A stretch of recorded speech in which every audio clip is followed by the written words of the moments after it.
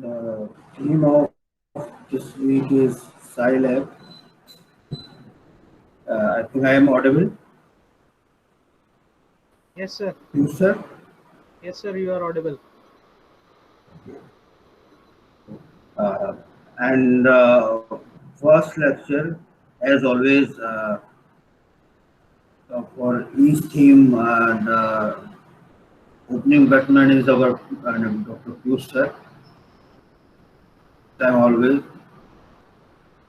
Piyush, sir is again the opening batsman, and first ball is going to go to the Piyush, sir. So I welcome Piyush, sir, and I am thankful to Piyush sir that you always be ready for start each and everything. He has so much knowledge in each and every area that he can take. Uh, so Piyush sir, Yes. now stage is yours, Okay, sir.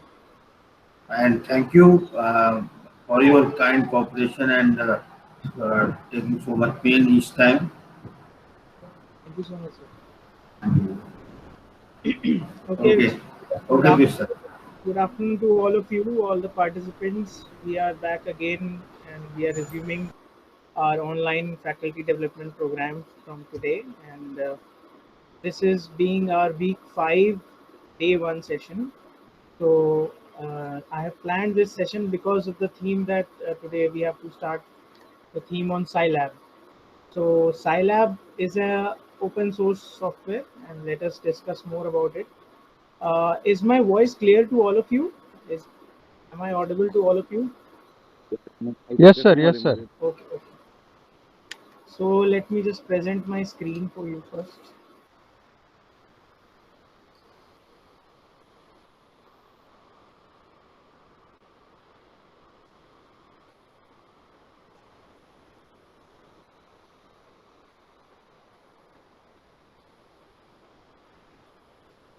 Okay. So today the topic that I have chosen is introduction to Scilab, a typical FOSSEE. So what is a FOSSEE? First of all, let's see. FOSSEE, as the term says, it's free and open source software for engineering education.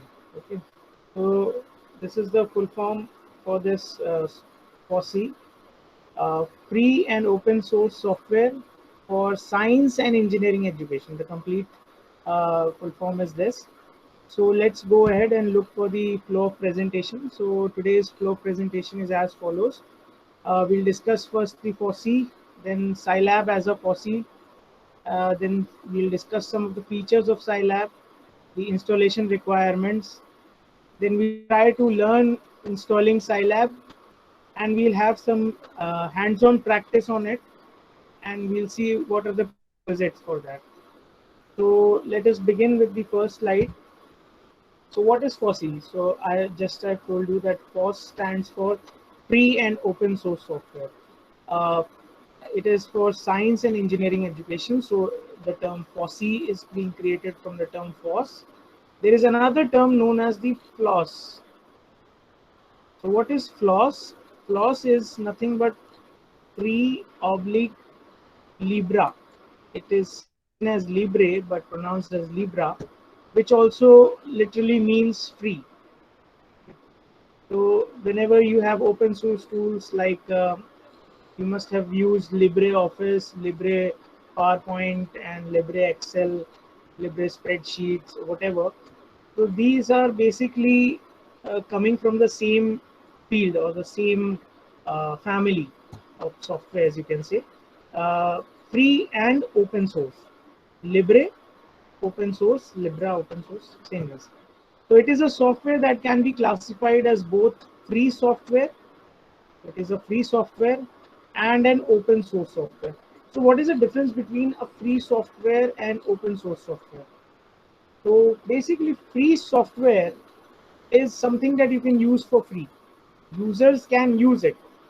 But when we talk about an open source software, then in an open source, you can copy the source code, you can change the source code, and you can modify the source code according to your needs.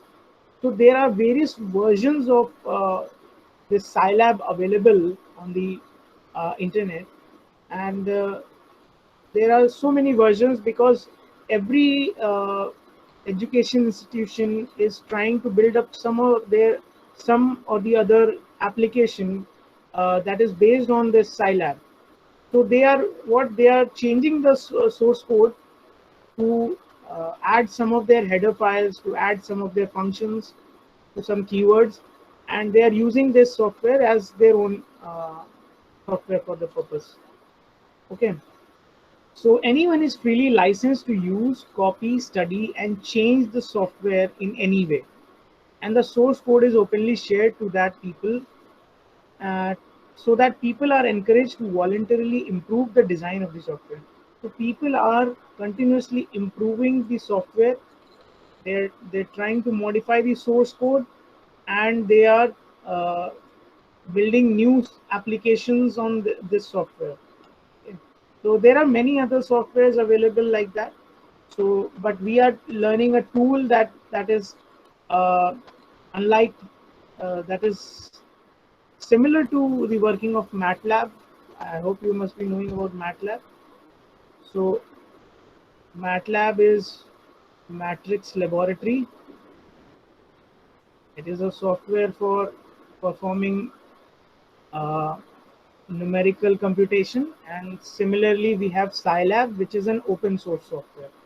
So MATLAB, we require license that costs the institution about lakhs of rupees for even a single license, and that is why we have chosen Scilab as an open source tool to work similarly in the same fashion as we do in MATLAB. So any code that is written in MATLAB can be converted into Scilab, and so we do not and we do not require any subscription or any uh, licensing required for Scilab. Okay, so it is again used for scientific and numerical computation, and Scilab consists of hundreds of general purpose and specialized functions that can be used in mathematical and numerical computation. Okay. So some of the features of Scilab are Boolean. You can do Boolean algebra, Boolean calculations, uh, and you can work with integers, complex numbers, floating point integers, elementary and mathematical functions that includes trigonometric functions as well. Comments, you can put comments, you can put continuous lines. There are predefined mathematical variables like a tan, cot h, cos h, sin hm, etc. Uh, Variable names, we can use ASCII letters starting from small a to small z and capital A to capital Z, and digits from 0 to 9. These are some of the features of Scilab, which is similar to what MATLAB has. Okay. So the procedure to install Scilab on Windows OS. Getting ready for Scilab installation. To follow the installation process, you need to be connected to the internet. These are the minimum requirements: that you need a 2 GB RAM, uh, 1 GB is minimum, approximately 600 MB hard disk space is required for the installation. Okay, so you can, if you wish to install ever Scilab, you can go to this link, www.scilab.org, and you can go to the downloads menu and locate the software versions. Click on Scilab 6.1.0. This one is the latest version of Scilab available. Latest version of Scilab 6.1.0. So under the Windows Vista 7, 8, 10 menu, select 32-bit or 62 bits. So based on your processor, if it's a 32-bit processor, you can download the 32-bit installation software, or if you have a 64-bit processor, then you can go for the 64-bit installation software.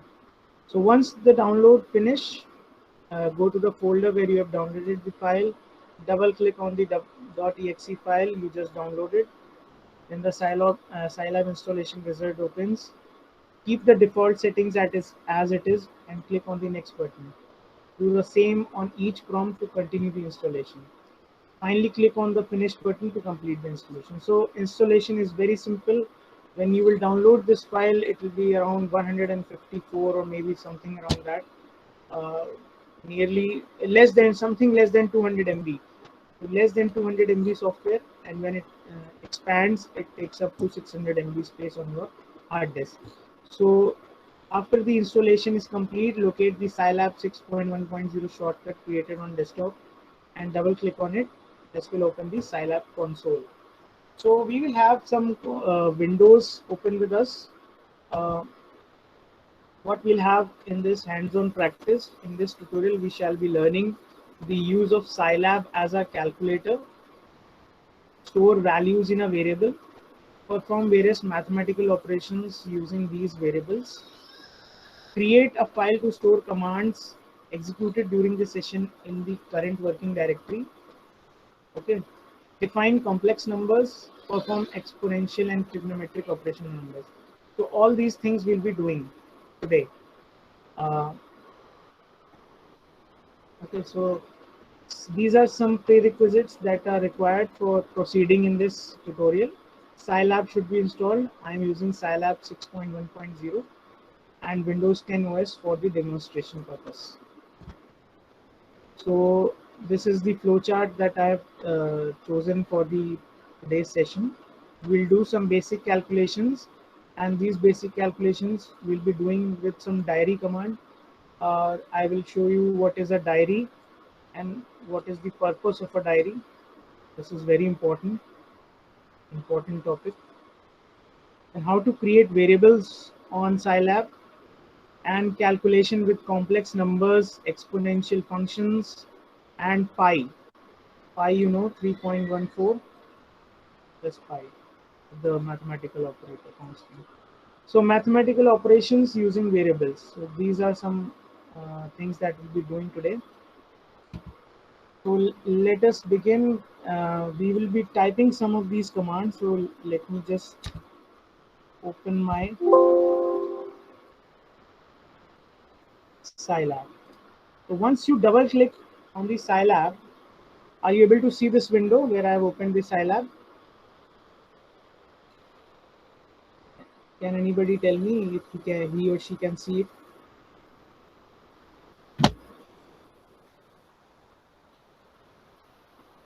Is it visible?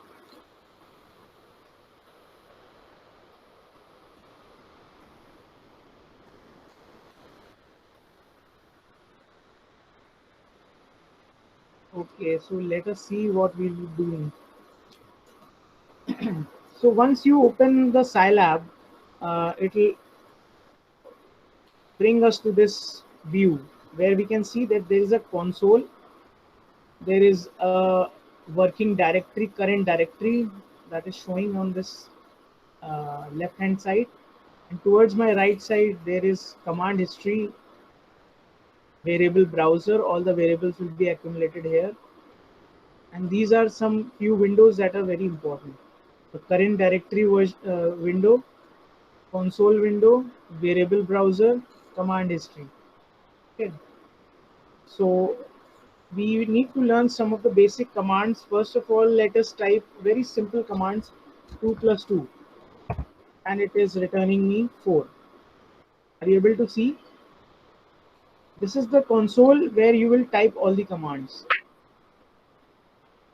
Okay, so let us type another command that we'll need to know: CLC. CLC, just like in if somebody has ever done programming in C, then CLS, CLR, SCR command we use. That is to clear the screen. So here we are using CLC command. This one clears the console. So when we enter, the console gets cleared. Okay.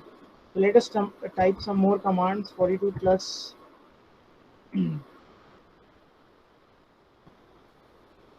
just a moment. 4 into 4.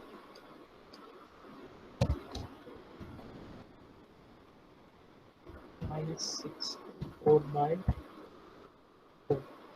So what will be the output of this program, of this code that we have written? That will be 42. So you can see here in the variable browser, earlier when we typed 2 plus 2 equals to 4, then the answer variable was created and it was containing 4 earlier. Now you see when we have typed this command, we have typed this, then the answer has changed its value to 42.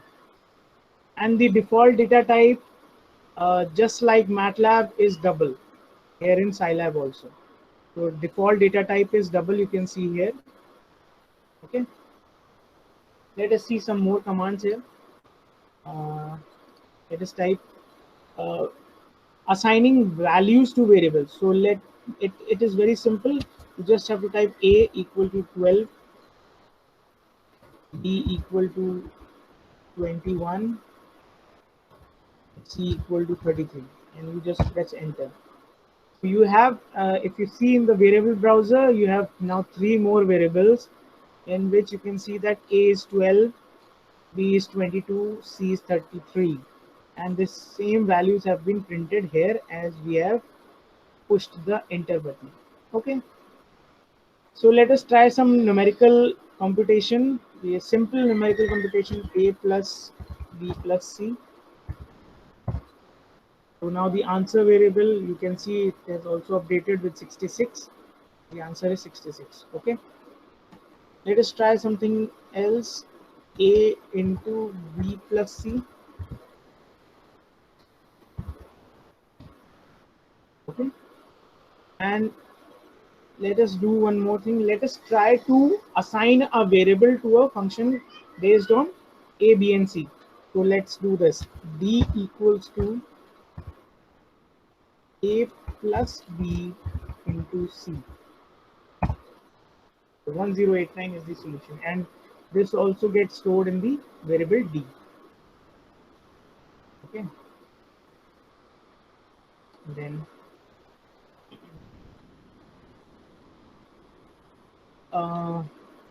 let us do one more calculation here. Now we clear the screen here, and we let us see one more thing. If we wish to display all the values in the particular variable, so we just type a and it shows me the value of a.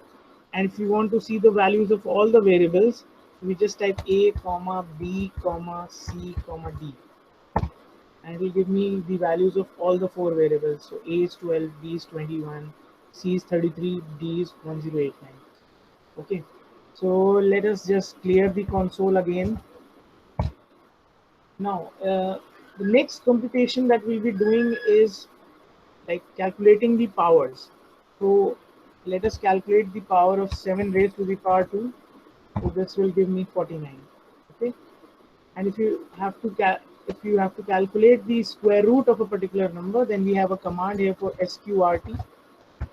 And suppose 17 if we have to calculate, it will give me something around 4.12.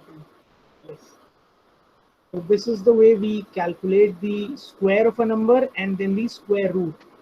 So square is very simple. We use this symbol, caret symbol sometimes we call it, and this is available on the number 6. So you just have to type a number, say suppose 2 raised to the power, by clicking a shift key and the 6 key, we get this symbol, caret symbol, and we have to calculate 2 raised to the power 5. So it will give me 32. Okay, so let us see some more commands. Okay, let us clear the console here again. And now we are coming to another feature that we know that we, if we ever wish to find out what is the current directory in which we are working, so we use this command pwd. Okay, pwd, it can be considered as present working directory. Okay, so presently you are in which directory, this pwd will be able to tell you. So once you click on this pwd and you press enter, it will give you C drive user slash username slash documents. This is my current working directory. It is also available here. Okay. Okay. Oh, now the next thing that we have to study is creating a diary. Why do we need to create a diary? Because every time you're researching or you're typing some commands, they may not be as perfect in the very first time. So what you do, you try each day, you type commands each day, and to remember which commands you have already typed and where you need a change in the next day, so you need to create a diary entry. Okay, so diary means you are creating a file, a text file, in which all the commands that you'll be typing afterwards will be saved automatically, okay, on that text file. So to create a diary, we just type a command, say diary, and we simple in a single quote say my record dot txt and put the round brackets close and enter. So it will give me an answer equal to 1. That means the diary has created a file, uh, myrecord.txt, in the folder document, so which you can also see here. My record, see here, my record.txt file has been created in this documents folder. Okay, so this is one. When it is displaying 1, that means your record.txt file has been created. Now whatever command you will type in this console here onwards, it will automatically get stored in the this record.txt diary file. Okay, so diary command, we again just recall, diary command can be used to create a file in which all the commands that you will type will be stored. Okay, and it will be as a text file available for you. Okay, so let us type some more commands here. Let us go for complex numbers. I've calculated some, yes. So let us see how we write complex numbers. 5.2 m percent. This symbol is percent symbol, and we call it m percent, and it is available on the number 5. So we press the shift key and the number 5. So we get this 5.2, and we write percent %i. That means it is a complex number. And when we press enter, syntax error. Wait, let me just check what happened. 5% I. Okay, it is not working like this on this. Now let me just type simply 5i.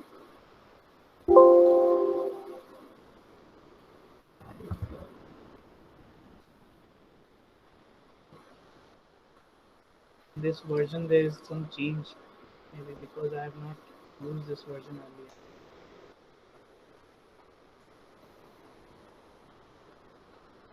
Complex number. So you can always take a help file. We are using a live help file just to see how we type a complex number.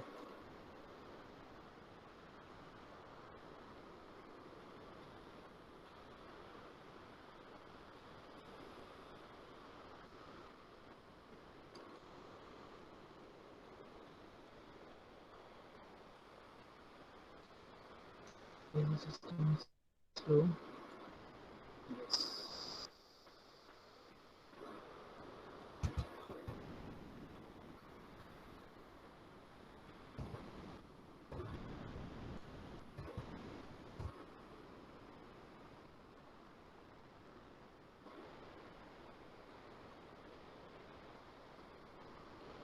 It was great.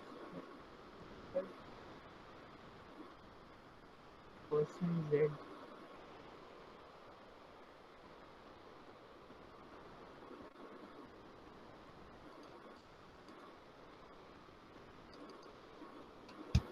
Person I. Maybe this version this is creating some problem. Okay, let me just type like this: 0 plus 5.2 sorry, 5.2% I. No.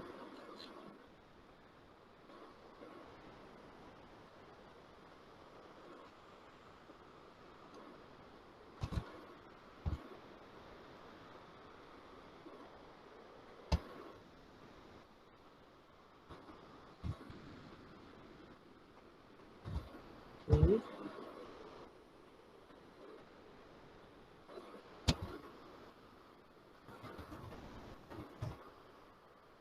It is not working. So maybe there is some issue with this version of software, or maybe some error may have been occurred while installing. So it would have given us an output of this fashion. If we have typed this in the complex numbers, it would have given us 5.2 I. Okay. And I don't know what is wrong with this particular section.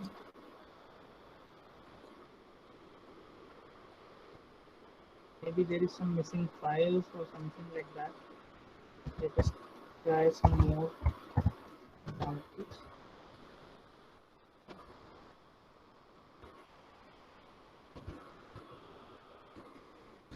Okay. Let me just. Yes. Now, where is the problem? So, coming back to where we have left, 5.2. I missed the symbols asterisk there.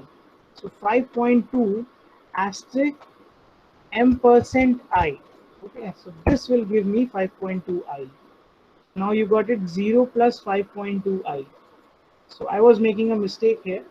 I thought I was writing correct. So let me just clear the console for you again and just write where we have gone wrong. So 5.2, we have missed the symbol asterisk and %I. So this is the right format for entering a complex number. So this is how you get 0 plus 5.2I. Are you getting my point, all of you? So let us try another calculation here. We are multiplying 10 plus, let me see what was the number, 10 plus 5 into I. 10 plus 5 multiplication %I multiplying by the number star %2, sorry, 2 star %I. 2 star %I. So this will give me minus 10 plus 20I. So let us see how we have got this.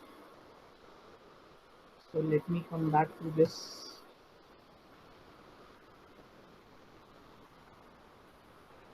Current slide. There is this 10. So what we have seen, we have this number 10 plus 5I, and we are multiplying it with another complex number 2I. So this complex multiplication, it is there. So 10 into 2I plus 5I into 2I. So 20I plus 10I square. And what is the value of I square? It is minus 1. So minus 10 plus 20I. This is how we'll get minus 10 plus 20I. So that is why we are getting this answer as minus 10 plus 20I. So you see, Scilab is a very typical language where you have to be very sure what you're typing. Even a slightest mistake can bring problems in your program. Okay, so yes, so this is why we are getting minus 10 plus 20I. Okay, let us do some more calculations. Let us calculate pi. Okay, so clear the console. We type %pi. So pi value is being printed 3.1415927. This is the value of pi. And let us try to calculate sine. and percent pi by 2 is the value of sine 90. It is 1. Okay, let us try to calculate cos 90. Cos percent pi divided by 2. So it will not be 0. Okay.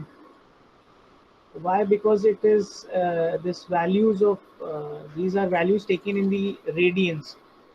Okay, and so it is giving us this value. It is not giving us 0, but it is nearly 0. If you see 6.123 d minus 17 means 6.123 into 10 to the power minus 17, so almost 0. Okay, but since the values are in radians, so it is giving us some value. Okay, but for all practical purposes we are using 0 as the value. Let us find the next. Yes, what is the machine epsilon? So we calculate the value machine epsilon by percent EPS. Percent EPS is the value that is going to be calculated. Machine epsilon is basically, it is the minimum digit resolution that Scilab can give. So it is the minimum digit resolution that the Scilab can get. Okay, can give us. So after you click, you get 2.22 into 10 to the power minus 16. So D represents decimal 10. Okay, D minus 16. So let's move ahead. If you wish to write 0.00456, there are a few ways in which you can write. We are using this 4.56 B minus 4. This is also one way. Or you can write 4.56 E minus 4. Both the ways you can say that it is 10 raised to the power minus 4, and it is going to give you 0.000456. Let us see some more mathematical computation. So the base of natural logarithm. So we calculate the value of E if you just write E. When you write percent in front of a particular front of a some letter, and it will give us the basically the inbuilt functions. So percent is always required when you are writing inbuilt function. Just like in when we were using pi, so we use percent pi. So the console identifies that pi is a function. It has some numerical value. It is a constant, and it is stored in somewhere in the uh, head in the files in the in the program files of this software. So it defines the percent will determine the inbuilt functions. So you write percent E and you press enter, you will find this value of E as 2.7182818. Okay, it is just like calculating exp. In bracket you write 1, you get the same value. Okay, suppose you want to find E raised to the power 2. Okay, sorry, percent E, I forgot, and this is to be remembered always. Percent E raised to the power 2. So you get 7.3890561. Okay, now you simply write exp. In brackets you write 2, it will give you same results, 7.3890561. So this is how we bring about numerical calculations. We can do a lot of things here. If we suppose if you want to calculate, see, suppose length is 20, breadth is 40, you want to find the area. So let us find area equal to L into B. So you get area is 800 square units, whatever those units be. This is how we can bring about mathematical calculations. All sorts of calculations can be done, uh, and you will be given assignments based on these Scilab computation. This will be your first assignment, so make sure that you remember all these commands. So let us, just one moment. So after you have completed, suppose your day has been completed, whatever commands that you needed to type, you want to close your diary entry now, you want to close your file. So what you will do, you will type diary, and in brackets you will type 0, round brackets, and you press enter. Once you press enter, your diary entry will get closed. So whatever commands you have typed uh, in this diary, myrecord.txt, that will be available now. That will be stored, and now the diary entry is closed. So whatever now you will type, it will not be going into the directory, into your file. So you can always see this file by file. Control O is the shortcut for opening a file. You can open a file. You can go into the documents, in the current directory, C drive. We choose all files here. When we choose all file, we find our file myrecord.txt. Just open it. So this is how where we were going wrong in the beginning, because we were not typing the commands correctly, and afterwards when we got correct commands, yes, from here onwards all these entries are saved in this text file. You can see all these commands there that we have used. So this is how you type. You open a diary, you open a command, you open a file using a command called diary, and you close the diary entry. See, last command is diary 0. So after this, the diary is closed. Now if you type anything, it will not be stored in this myrecord.txt. Okay, so let us close it for a while, and let us do something else. Anything else? No. So let us get back to our presentation where we left. Okay, so from current slide.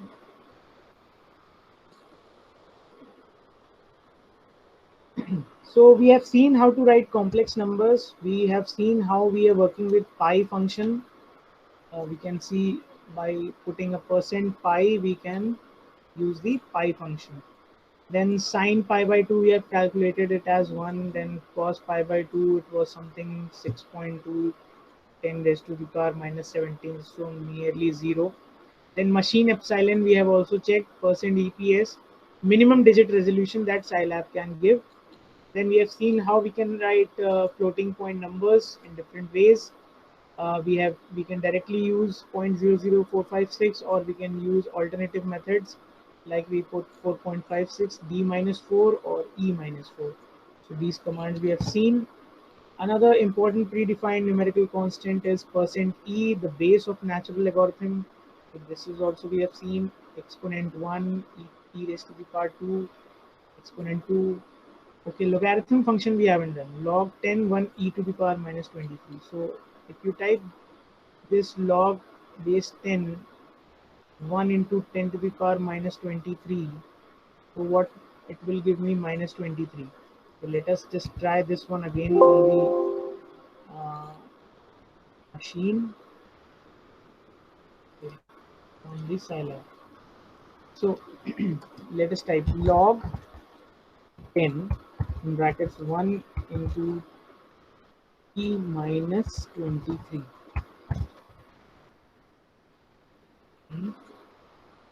%e again. Where we went wrong. Let's see.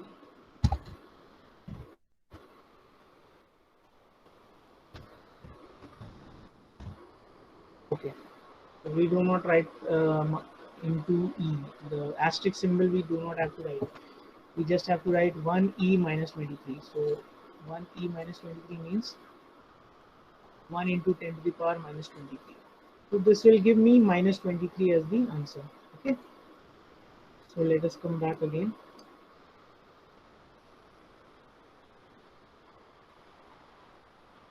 Yes, after this we have done one more thing. We have closed the diary entry, and this is your first assignment, week 5, day 1 assignment, question 1. This will be posted on Saturday, and in response you will have to calculate, you will have to share the screenshots. Once you have calculated this on Scilab, you have to share the screenshots of all these three. You have to calculate the value of phi, then psi, then 1 upon phi, and then 1 upon psi. So this will be your first question for Saturday, and you'll have to be ready with screenshots. Once you do it, you can share your screenshots in a PDF, and that PDF file you have to upload. Okay. So let us understand some key points that we need to remember. So while a program is being developed, one experiments a lot before arriving a suitable code. So therefore, there is a need of diary. Okay. So diary command helps to keep a track of all the transactions. So you can create different files. You can create different diary entries. Say if you are writing a code on Monday, you say Monday, 10th May 2021, and you can create .txt file and so on. You can close the diary entry for Monday and then for Tuesday and for so on. So no transactions will be saved after the command diary 0. So when you type diary 0, this command will no longer record the transactions on the text file. Okay. If we need to save the session once again, issue the diary command again. So you have to issue the diary command again.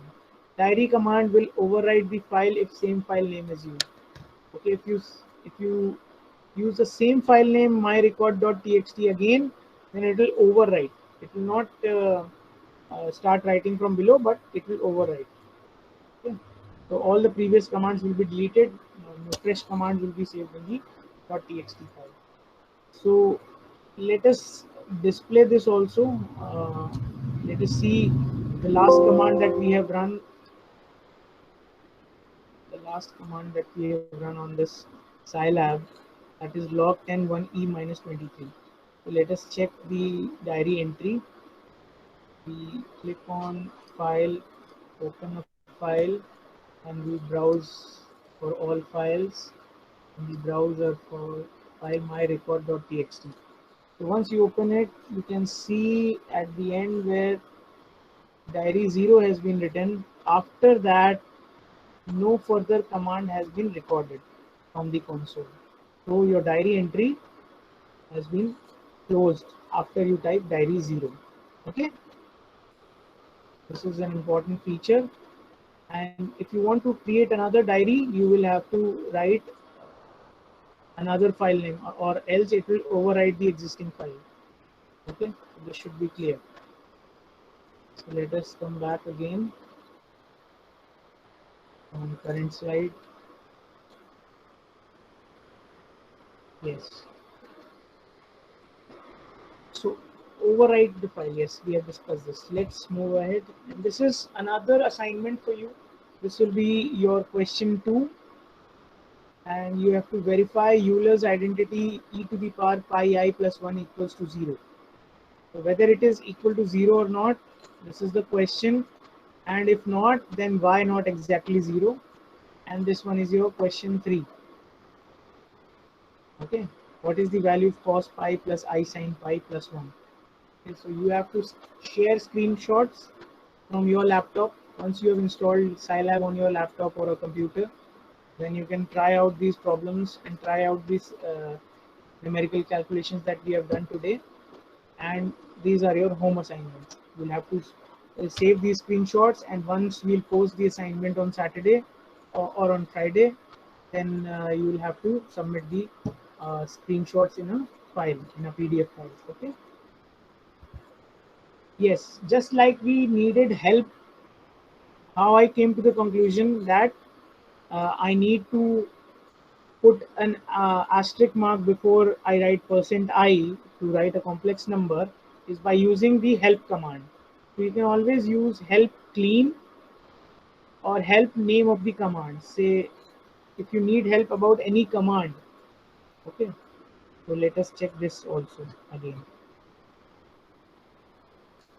So you write help and you write chdir. So it will give me the help directory, will give me directly the help command for chdir. It changes the Scilab current directory.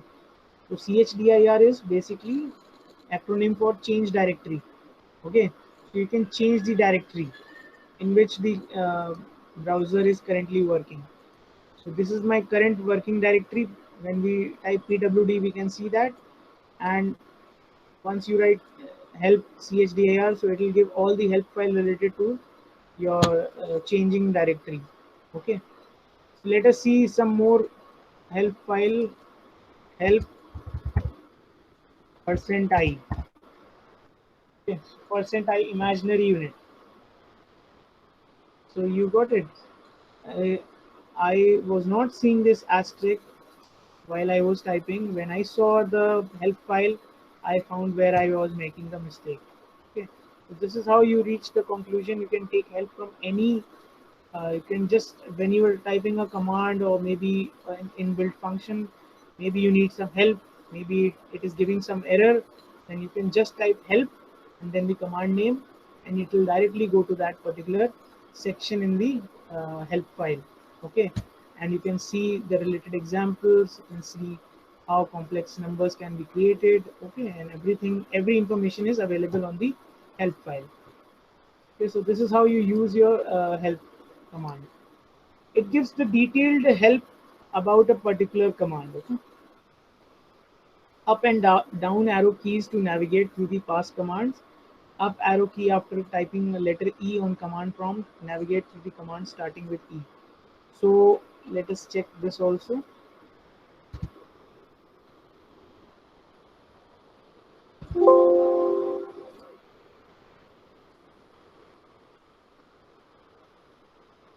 So if we type E and we click the up arrow button, so it will give me all the commands that I have used with the letter E. Okay, up arrow and down arrow, you can change. You can see all these commands that I have used in the past in the command history. From the command history, all these commands, %e, exp1, e, you can see here, %e and all these. Okay, if we write some other letters, say diary, for diary let's type D, and we click on the up arrow button, it will give me all commands that I have written with the letter D. So I have written 3 statements with the letter D equal to A plus B into C, diary, and diary 0. Okay, this is how you use this.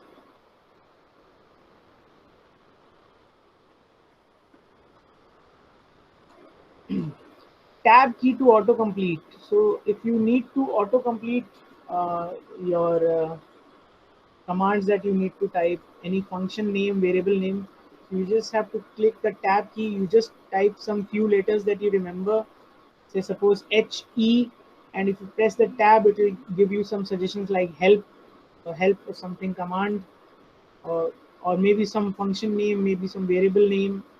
Okay, so all it will just to me you need to tap the tab key and it will auto complete the command for you. So this is basically an IDE, integrated development environment, where you can it is an open source IDE where you can program, you can type your programs, you can correct your programs, and this will auto correct your functions also. It has an inbuilt compiler. It will give you errors whenever you typed maybe that was a syntax error that I was creating, and it has given me an error. So this is how you get error warnings messages through IDE, and you can always correct your program whatever you are doing typing. So let us come to the reflection of this tutorial. In this tutorial, we have learned to use the Scilab as a calculator, and we have seen the result that is stored in the default variable answer, ANS. ANS is the default variable in which the result is being stored. and then assign values to variables using the equality sign, that is equal symbol, a equal to 12, b equal to 21, and so on, that we have used, c equal to 33. So we have also done this. Check values in variables by typing the names of the variables separated by commas on the console. So a comma b comma c comma d we have used to display all the values stored in these variables. Then check the current working directory using the pwd command or the present working directory. Present working directory. Okay. And we have seen using the diary command to save all commands typed on the console into a file, which was myrecord.txt. This is the file that we have used. Define complex numbers, natural exponents, and pi using %i, %e, and %pi respectively. And we have seen use of the help command for detailed information about any command. All these we have done this presentation. I would like to acknowledge this tutorial that has been created by the free and open source software in science and engineering education. For more information on the FOSSEE project, it could be obtained from http://fossee.in and http://scilab.in. Supported by the Department of Electronics and Communication Engineering, Integral University, Lucknow. Thank you for this patient learning and listening. If you have any queries, you can put up right now. Sir, if you have any query, then ask Dr. Kusharan. Thank you, sir. Thanks for nice and informative lecture. Thank you, sir. Any queries from any participant? There is any query?